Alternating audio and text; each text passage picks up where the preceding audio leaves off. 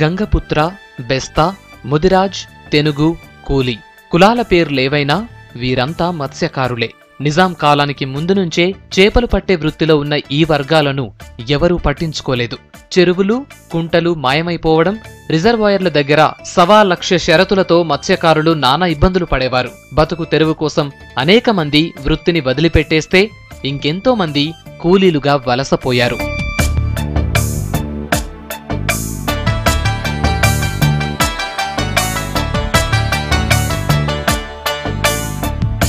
తెలంగాణ వచ్చాక ప్రభుత్వం మత్స్యకారుల ఉపాధి కోసం ప్రత్యేకంగా ప్రణాళికను అమలు చేస్తోంది. బడ్జెట్లో ప్రత్యేకంగా నిధులిస్తోంది. తెలంగాణ వచ్చాక మొదటి ఏడాది బడ్జెట్లో 100 కోట్లిచ్చారు. దశాబ్దాల క్రితం ఎన్టీఆర్ హయాంలో చెరువులు, కుంటలపై వేసిన పన్నులను ఇప్పుడు రద్దు చేశారు. 45 కోట్ల చేప పిల్లల్ని చెరువులు, కుంటలు, జలాశయాల్లో వేశారు. తెలంగాణ ప్రాంతంలో మత్స్య ఉత్పత్తులు బలంగా పెరగడానికి బాగా ఆస్కారం ఉన్న ప్రాంతం.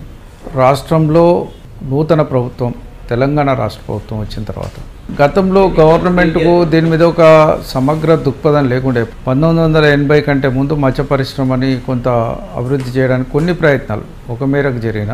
ఎన్టీఆర్ గారు ప్రభుత్వం అధికారంలోకి వచ్చిన తర్వాత ఈ చెరువులన్నింటినీ గ్రామ పంచాయతీలకు ఆదాయ వనరులుగా భావించి ఈ మత్స్యకారులకు హక్కులు ఇచ్చే దాంట్లో కూడా వీటిని టెండర్లు పెట్టాలి, గ్రామ పంచాయతీల ఆదాయం పెంచుకోవాలి అనే ఉద్దేశంతో దానికి వేలం వేయడానికి ఒక జీవోను పాస్ చేయడం జరిగింది. తెలంగాణ రాష్ట్ర ప్రభుత్వం కూడా అధికారంలో రాగానే 5 ఏళ్ల పాటు అటువంటి పెంపుదల ఏముండకుండా జీవో జారీ చేయడం జరిగింది.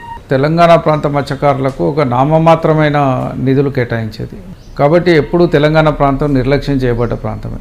ఎట్లయితే నీటి వనరులలో నిర్లక్ష్యం చేయబడ్డదో అదేవిధంగా మత్స్య పరిశ్రమలో కూడా నిర్లక్ష్యం అది ఆటోమేటిక్గా జరుగుతుంది. తెలంగాణ రాష్ట్ర ప్రభుత్వం అధికారంలోకి వచ్చిన తర్వాత మొట్టమొదటి బడ్జెట్ ప్రవేశపెట్టే టైంలోనే బడ్జెట్ ఉపన్యాసంలో మత్స్యకారుల అభివృద్ధికి, మత్స్య పరిశ్రమ అభివృద్ధికి మా ప్రభుత్వం కట్టుబడి ఉందనే ఒక పదాన్ని ఒక అంశాన్ని చేర్చడం జరిగింది. మొన్నటి బడ్జెట్ ప్రసంగం అనేది ఒక గొప్ప వరంగా భావిస్తున్నాం. మేమందరం అంచనా వేసినాం, గత సంవత్సరం 100 కోట్ల బడ్జెట్ ఉంది, ఈ సంవత్సరం ఒక 200-300 కోట్ల బడ్జెట్ పోతుంది అనుకున్నాం. కానీ ఏకంగా ఎన్సీడీసీ నిధుల నుంచి తీసుకొచ్చి దాని నుంచి 1000 కోట్ల బడ్జెట్ కేటాయించడం చాలా గొప్ప విషయం. అది ఇంత పెద్ద డబ్బు మనకు రాలేదు. 1000 కోట్ల పెట్టుబడి మనకు వస్తున్నది. మనం దీని మీద ఒక 4,000 కోట్ల సంపద సృష్టించే అవసరం ఉంది. రాష్ట్రంలో మత్స్యకారులు 3,30,000 మంది ఉన్నట్లు అధికారిక అంచనా. 3,977 మత్స్య సహకార సంఘాలున్నాయి. వాటిలో 430 మహిళా మత్స్యకార సహకార సంఘాలుండటం విశేషం. రాష్ట్రంలో అత్యధికంగా వరంగల్ జిల్లాలో మత్స్యకారులుండగా హైదరాబాద్ జిల్లాలో అతి తక్కువగా ఉన్నారు. వీరంతా మంజీరా, సింగూర్, నిజాం సాగర్, కడెం, శ్రీరామ్ సాగర్ ప్రాజెక్టులతో పాటు రాష్ట్ర వ్యాప్తంగా 46,000 చెరువుల్లో చేపలు పడుతూ జీవనోపాధి పొందుతున్నారు. తెలంగాణ రాష్ట్రంలో 3,977 మత్స్య సహకార సంఘాలు ఉన్నాయి. దీంట్లో దాదాపు 3,25,000 పైగా సభ్యత్వాలు కలిగి ఉన్నారు. ఇందులో ఒక 400 మహిళా మత్స్య పారిశ్రామిక సహకార సంఘాలు ఉండగా మిగతా అన్ని చేపలు పట్టడానికి ఉద్దేశించిన మత్స్యకార సంఘాలు ఉన్నవి. దశాబ్దాలుగా జరిగిన నిర్లక్ష్యం వల్ల అనేక మంది మత్స్యకారులు వృత్తిని వదిలేశారు. ఉపాధి కోసం ఉన్న ఊరును, కన్నవాళ్లను వదిలి గల్ఫ్కు వలసపోయారు. నిజామాబాద్, ఆదిలాబాద్, కరీంనగర్, మెదక్ జిల్లాల నుంచి వెళ్లిన గల్ఫ్ వలస కార్మికుల్లో మత్స్యకారులే ఎక్కువ. మత్స్యకారుల ఉపాధి కోసం తీసుకుంటున్న చర్యలు వారిలో కొత్త ఆశను రేపుతున్నాయి.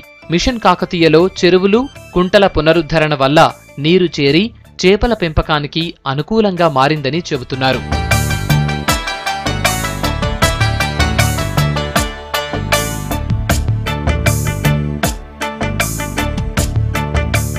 చేపల పెంపకానికి అనుకూలంగా ఏర్పాట్లు చేయడం, సదుపాయాలు, ప్రత్యేక హక్కులు కల్పించడంపై మత్స్యకార సహకార సంఘాలు ఆనందం వ్యక్తం చేస్తున్నాయి. గతంలో లోయర్ ట్యాంక్ బండ్ దగ్గర 10 ఎకరాల్లో ఉన్న చేప పిల్లల ఉత్పత్తి కేంద్రం స్థలాన్ని ప్రైవేటు వ్యక్తులకు అప్పగించారని మత్స్యకార నాయకులు చెబుతున్నారు. అక్కడ 1 ఎకరాన్ని కేటాయించి గంగపుత్ర విద్యార్థుల కోసం కమ్యూనిటీ హాల్ను నిర్మించాలని కోరుతున్నారు. చేప పిల్లల సీడ్ను పొరుగు రాష్ట్రాల నుంచి కాకుండా స్థానికంగా ఉత్పత్తి చేయడానికి చర్యలు తీసుకోవాలని కూడా వారు సూచిస్తున్నారు. నైజాం పరిపాలనలో చెరువులు, కుంటలు ఉండేవి, కానీ సొసైటీలు లేవు.